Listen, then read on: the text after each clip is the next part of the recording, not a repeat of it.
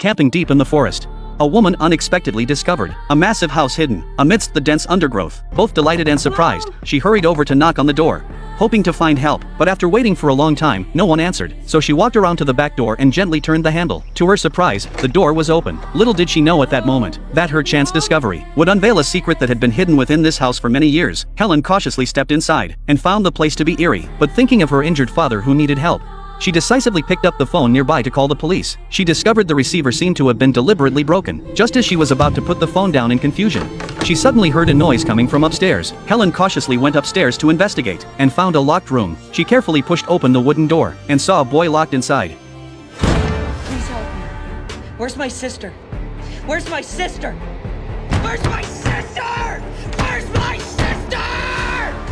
Startled, Helen hurried back downstairs, only to find the homeowner returning just then. Helen had no choice but to rush back upstairs and hide. The homeowner opened the door to bring the boy his meal, and even began painting his fingernails. The boy told him a woman had been there, then burst into an eerie laugh. The landlord immediately grew suspicious. After watching the boy obediently drink the medicine, he quickly locked the door and began searching, but found no sign of the woman.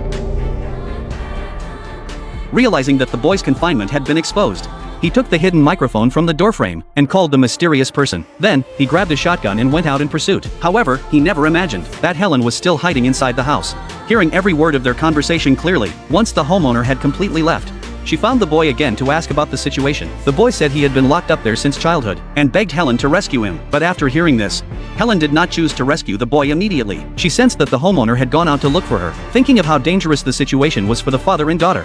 Just as she had expected, when she rushed back to the camp, she saw the homeowner confronting his daughter. To prevent her family from being harmed, she silently picked up a wooden stick and crept up from behind to knock the man down. She then tied him up tightly with a rope. Thinking of the boy, Helen returned once more.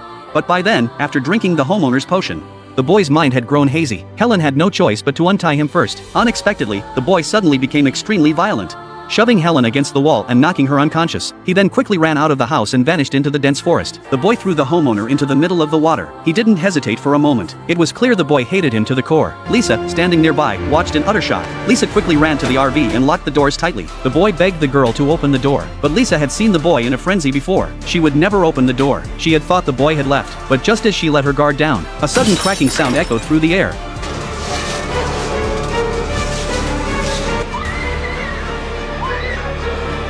Seeing the girl hiding in the bathroom, the boy began to tell his story. It turned out he and his sister had been imprisoned in the house since childhood and were forced to take hallucinogenic drugs every day. He wanted Lisa to help him rescue his sister. The boy assured Lisa he wouldn't harm her. By now, he had nowhere left to hide. When the boy learned that the woman who had saved him was Lisa's mother, he told Lisa that her mother was in danger. So Lisa agreed to join the boy in rescuing her mother. Soon they arrived at the boy's room, but when Lisa looked around, she saw no sign of her mother. The two then went down to the basement to check. It was pitch black inside. Lisa took a step forward but immediately pulled back. But just as she was hesitating,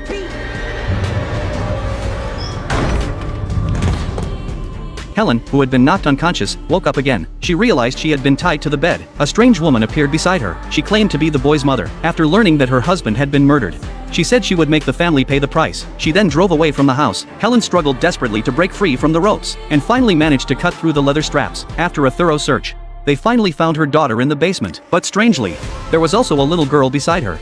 Her face unrecognizable, bound tightly with iron chains. The boy told them she was his sister. Time was running out. There was no time to think. Helen had no choice but to take both of them away first. But just as they stepped out of the room, the homeowner's wife drove back.